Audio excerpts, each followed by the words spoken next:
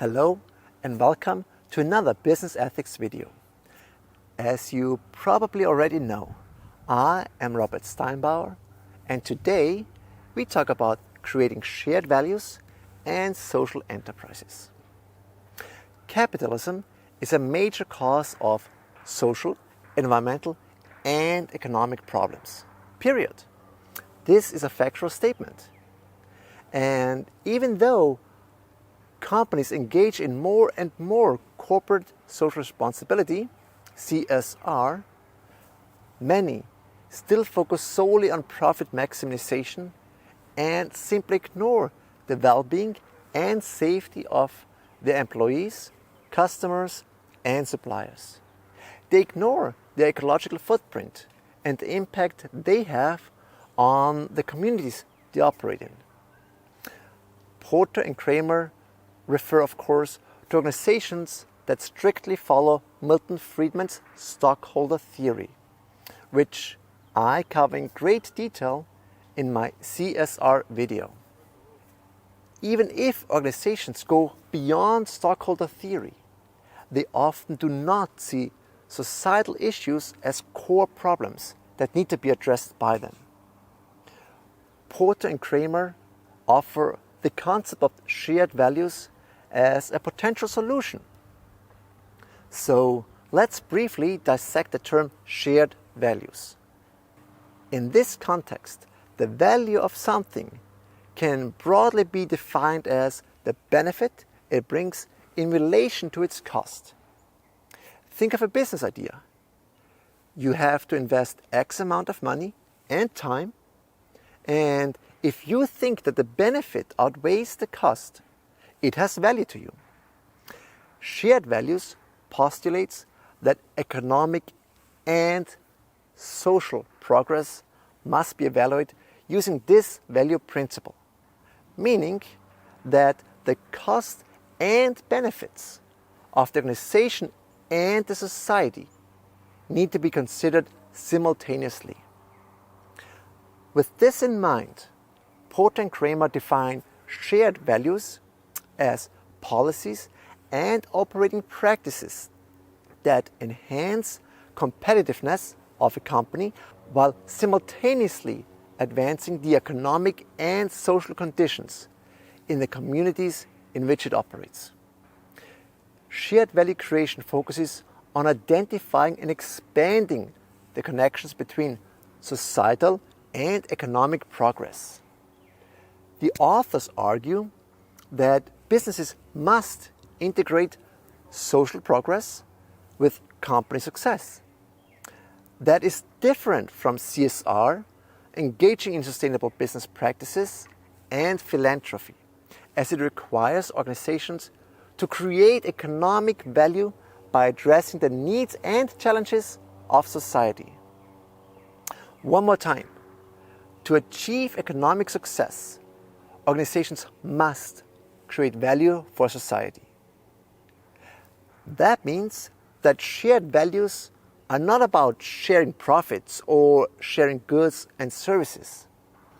It is a new way of doing business, and it requires organizations to make social progress an integral part of company success.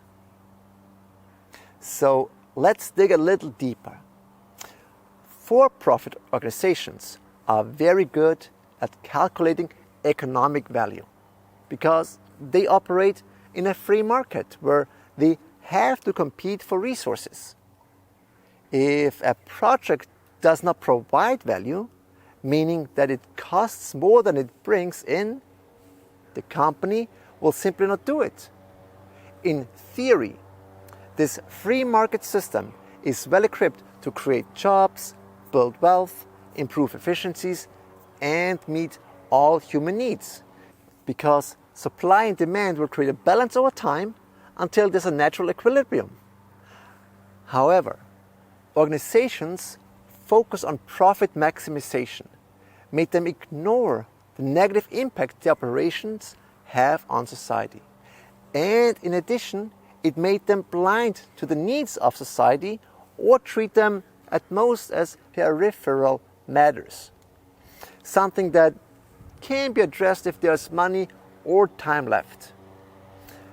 Now, some people may argue, but that's what non-profit organizations are for. Yes, non-profits are designed to address the needs of society, but they often rely on external funding and fail to think in terms of value as described above, and consequently only focus on the benefits or positive impact. So Porter and Kramer argue that many non-profit organizations simply don't care whether the cost of their service outweighs the benefits, since they are externally funded and address an important social need. As a result, non-profit organizations are often less efficient and cannot sustain themselves, meaning they rely on continuous government funding, grants or donations to solve this dilemma.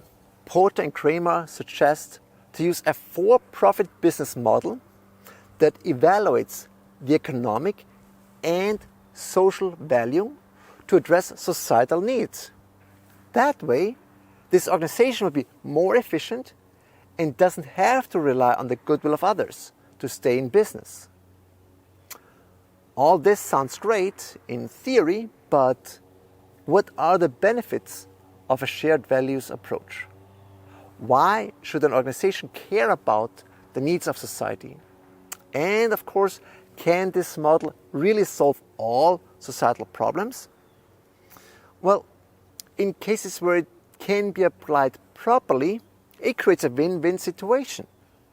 The shared values approach provides organizations with a new lens that can be used to identify business opportunities that can lead to great innovation and growth for the company and benefits to society. In addition, it opens up ways to serve new needs, gain efficiencies, create differentiation, and expand markets. For example, companies' productivity is affected by employee health, worker safety, employee skills, energy use, environmental impact, and employee skills. But when a company invests in improving these areas, they not only boost their productivity, gain efficiencies, create differentiation, and expand their markets, but they also address important societal needs. Healthier employees and less accidents at work increase productivity and reduce healthcare costs for communities. Reducing a company's water and energy use and overall environmental footprint will also reduce the cost and improve the living quality in the communities nearby. Specific actions, such as investing in an employee or community wellness program, will reduce employee absence and improve productivity, but will also improve the health of the families in the communities. Again, this is a win-win situation, as more value is generated for the organization and the society at the same time. Porter and Kramer argue that companies can create economic value by creating value for society in three different ways: by reconsidering their products and markets, reinventing productivity in the value chain, and building supportive industry clusters near the company's location. I will now briefly discuss each approach.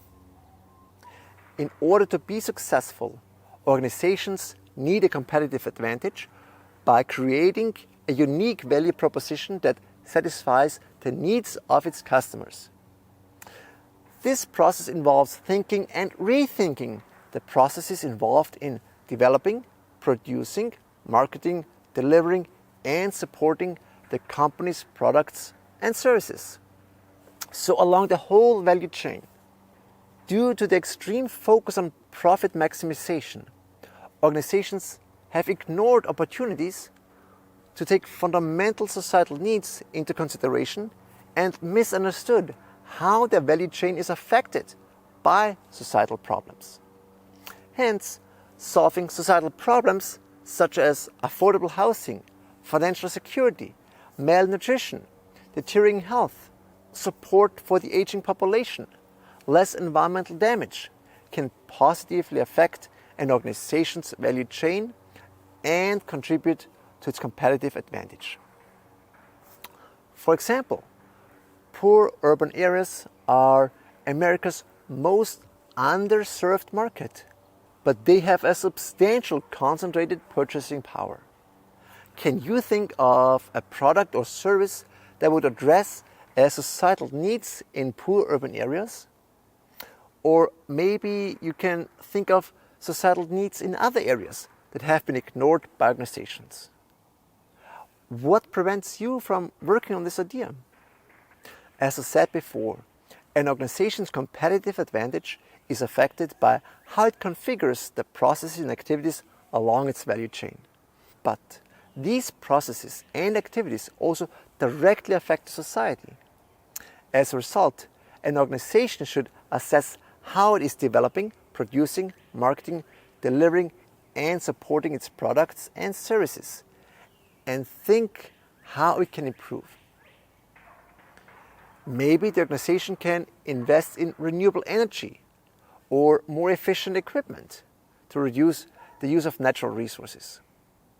Don't forget, natural resources are expensive, and reducing an organization's carbon footprint is good for the environment and can save money. Imagine how much money an organization can save by improving the fuel efficiency of the trucks, reduce packaging, and so on.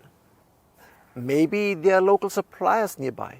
By buying local, organizations can save on shipping and reduce their carbon footprint. The organization can also invest in improving employees' working conditions or other health and safety related aspects. As mentioned before, happier employees are less likely to leave the organization, and healthy employees will take fewer sick days. Again, these are all win-win situations. Finally, Porter and Kramer argue that organizations can create supportive industry clusters. The important thing here is the emphasis on the word supportive. It does not simply mean bringing a company's supplier and distributor closer, similar to a vertical integration strategy, but also includes institutions such as schools, universities, specific academic programs, trade associations, standards organizations, and everything else that is needed to successfully run the organization. So, if your company relies on clean water, you could invest in a nearby water treatment plant. Having local suppliers improves logistical efficiencies and makes collaboration easier. If you rely on qualified engineers and mechanics, you can invest in a college or academic program. In my CSR video, I talked about how Volkswagen invested in the University of Tennessee because they needed qualified mechanics and engineers in Chattanooga, Tennessee. Now, the University of Tennessee offers a master's in automotive systems that basically trains future Volkswagen employees and hosts Volkswagen's first innovation hub in North America that provides Volkswagen with access to the latest research findings. Having a booming regional economy will drive innovation, productivity, and competitiveness, and make the region more attractive for potential employees. On the other hand, poor public education increases remedial training costs and lowers productivity. Poor communities and discrimination within the communities can lead to a reduced pool of qualified and capable employees. Poor transportation and infrastructure increases the cost of logistics. Don't forget, no company is self-contained. The success of every company is affected by supportive companies and the infrastructure around it. I want you to take a few minutes to think about the companies and initiatives discussed in this article. Do you think that Walmart Nestle's Espresso, and Fairtrade are positive or negative examples of shared values. Be critical. What are some other good or questionable examples provided by the authors that you know of? I also have a video on corporate social responsibility, CSR. Porter and Kramer argue that CSR is different from creating shared values because CSR is about responsibility, whereas creating shared values is about creating value. However, many critics argue that Porter and Kramer are stuck on an outdated stockholder theory perspective of CSR and use it as a straw man to rhetorically support their novel approach and contribution. In 2013, Porter claimed that creating shared values is a logical progression from CSR because creating shared values requires the organization to be better capitalists and raising income for all parties, not through charitable donations, but by investing in a stronger, integrated economy. Personally, I think creating shared values raises some very good points, but how much of a step forward is it from the idea of linking competitive advantage and corporate social responsibility, which I discuss in my CSR video? Porter and Kramer require that organizations make profits when doing good. How different is their approach from stockholder theory? At the end of the day, if you can make money by doing good, Milton Friedman would argue it is a strategic business decision and not CSR or CSV. Moreover, do you think that all social needs can be addressed with this shared values approach? I almost doubt it. So don't just assume that only because I show you a theory it is perfect. Be critical and question them.